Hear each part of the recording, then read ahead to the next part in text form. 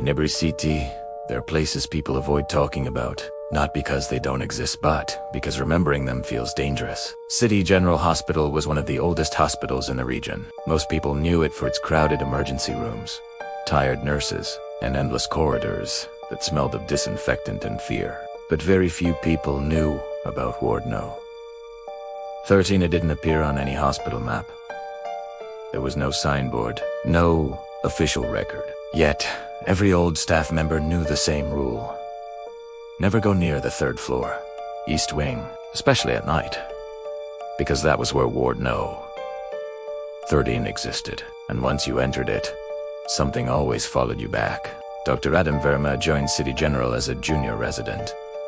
He was practical, logical, and didn't believe in rumors. On his first night shift, he noticed something strange. The hospital elevator skipped from floor 12 to floor 14. There was no button for floor 13? Adam asked the nurse. Why is there no 13th floor? The nurse froze for a second. Then she smiled nervously. Old building issue. Some floors were merged, but her hands were shaking.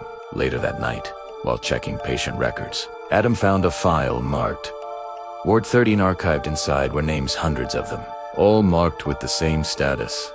Discharged, deceased. Adam laughed. It doesn't even make sense. But when he tried to open the digital file, the system crashed, and the power went out in the East Wing. At 2:13 a.m., Adam heard the first sound, a hospital bed being dragged. Slow, metal scraping against the floor. He followed the noise to the third floor. The corridor lights flickered. One bulb was still working at the far end and bended. A door, painted black, with faded white numbers. 13. Adam's heart started beating faster. This is impossible. There is no Ward 13. But the door was real, and it was slightly open. Inside, the air was colder. The smell was different. Not medicine, but something rotten. There were rows of empty beds, old machines still connected, their screens blinking with heartbeats that had no patience. Then he saw them. Figures standing near the walls. Doctors, nurses, patients, all wearing old hospital uniforms. None of them were moving, until one of them turned its head. Its eyes were stitched shut. Its mouth opened anyway, and it spoke in a whisper. Doctor, you are late. Adam ran, but the corridor behind him had changed. No exit, no elevator, just endless doors marked 13. Every door opened to the same ward, and every time he entered, one more figure appeared. Each one looked familiar. One was a nurse who had died years ago in a fire. Another was a patient who had committed suicide. Then Adam saw the last figure.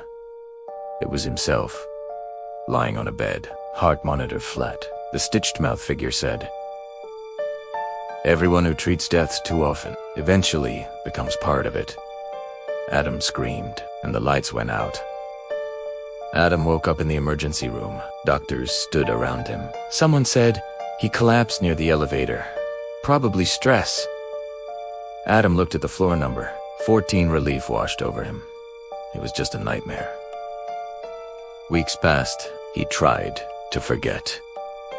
But strange things started happening. Patients he treated died within 13 hours. Monitors showed heartbeats when rooms were empty. He heard footsteps following him when he walked alone. One night, he checked his reflection in the bathroom mirror. For a second, his eyes were stitched shut. And behind him, reflected in the glass, a black door with the number 13 from that day. Adam never returned to work, but nurses still claim that on some nights, if you stand near the elevator at exactly 13 a.m., you can hear a familiar voice whisper, "Doctor, you are late." And sometimes, the elevator stops at a floor that doesn't exist.